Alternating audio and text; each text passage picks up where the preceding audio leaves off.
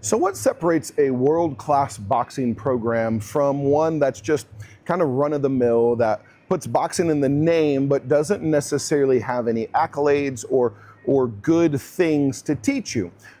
And today I want to talk about some different training mentalities that we see that can lead to this. Now, as far as boxing gyms and really martial arts styles, I've done several videos on ways that people who are looking to get into a combat sport can find good things, from Google reviews to students that they've produced to methodologies, so on and so forth, right? Today we're going to talk about the training mindset, and specifically with boxing.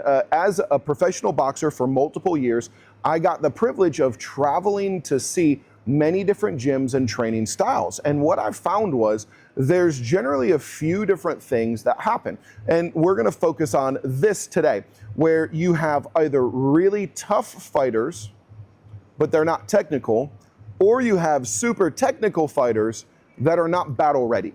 And so what you find is you have gyms that, man, they are rough and tough. They spar all the time. They do dog matches or shark cages or whatever other super aggressive names they come up with for their death by sparring rituals that they do, which it produces and creates incredibly battle-hardened and sharp fighters, in the sense that they're used to going to war, so stepping in the ring to go to war is just not a big deal.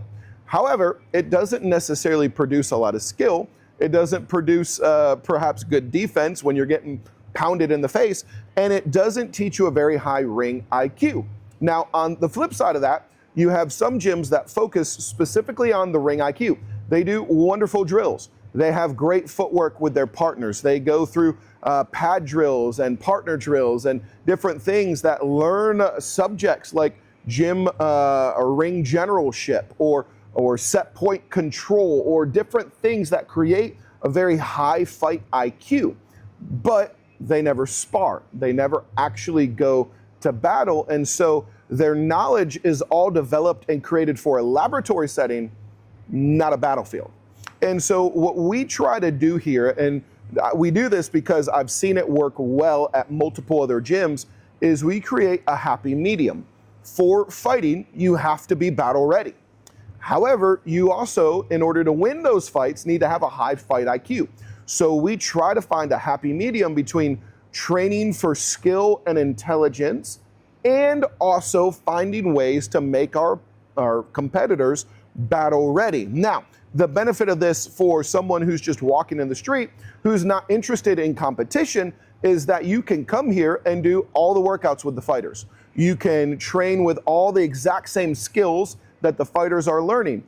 And then you get to decide what level of contact you have. So, for example, we have multiple people here that are surgeons. Well, they cannot break their hands. It's a very risky thing for them. So hard sparring is out of the deal for them. But they can come hit the bag, they can do mitts, they can do drills, they can learn and train, and sometimes, honestly, be just as technically good as some of our better fighters, but they're just not battle tested because that's not their goal. They want to get in shape. They want to gain confidence. They want to learn skills because they're a boxing enthusiast, but they're not necessarily worried about winning nationals or becoming a pro, anything like that.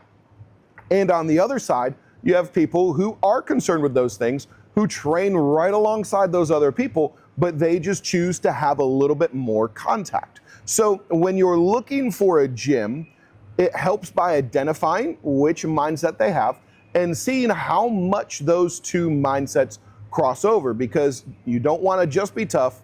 You don't want to just have a high fight IQ. You want to be able to do both.